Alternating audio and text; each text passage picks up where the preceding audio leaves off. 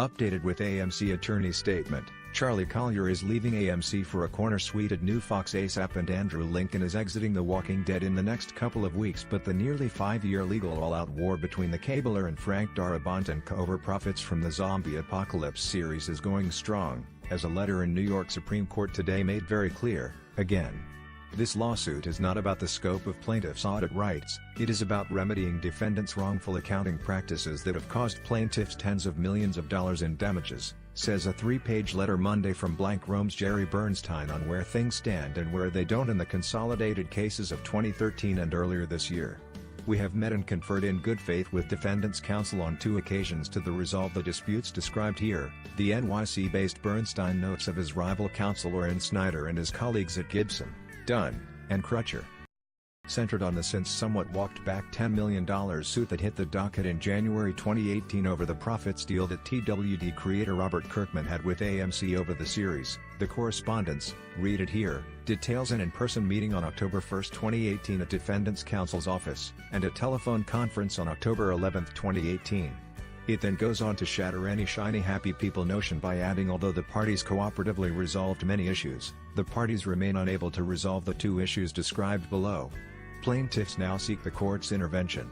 Essentially, blocked in their discovery desires BlankRome and the West Coast-based Kinsella, Weitzman, Iser, Kump and Aldisert lawyers for the ex-TWD showrunner and CAA claim that AMC is withholding vital production cost reports and profit participation documents related to the 2010 debuting series based on E.P. Kirkman's comics.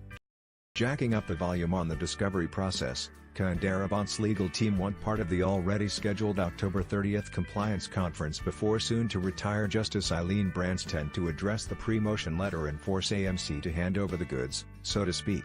This is a routine and minor discovery issue in the second lawsuit dealing with audit claims and an overreach by plaintiffs seeking documents to which they aren't entitled, Snyder told Deadline this evening. We look forward to the court's assistance in resolving it.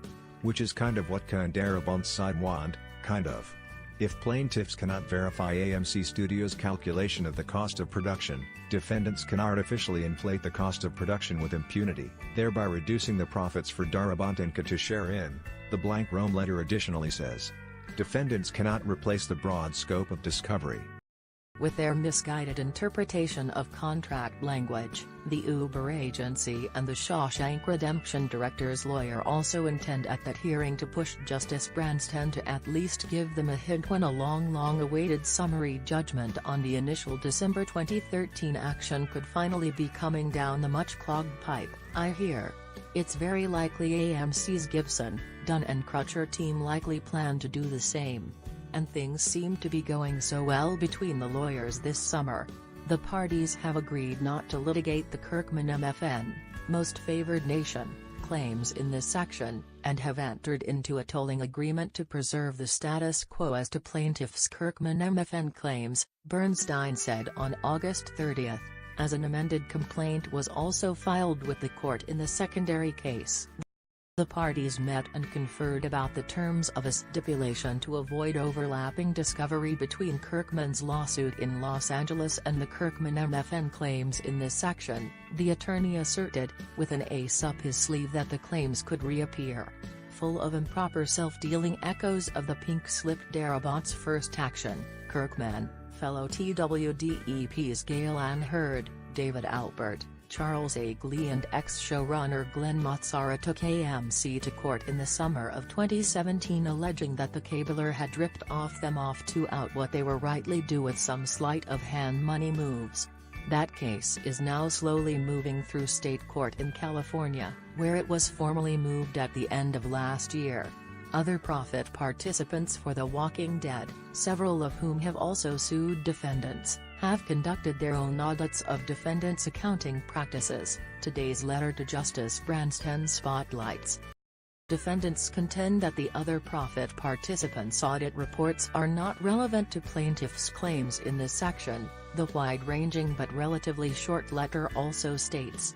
If these audit reports reveal that defendants provided certain materials to other profit participants' auditors, but arbitrarily refused to provide the same materials to plaintiffs' auditors, these audit reports would also support plaintiffs' claims that defendants obstructed plaintiffs' audit. The audit reports for the other profit participants should be produced to plaintiffs. In the January launched case, the lawyers for Darabont and CAA said that AMC attempted to hide evidence related to its self-dealing from plaintiffs during discovery in the pending litigation. Looks like for all the years, motions, hearings, filings and name-calling, at least one side thinks not much has changed over the past few months. Expect AMC's main lawyer Snyder to formally respond on the docket before the October 30th hearing, and then more of the same from both sides, again. What do you think about it? Share your opinion in the comments below the video. And also subscribe to the channel not to miss new, interesting videos.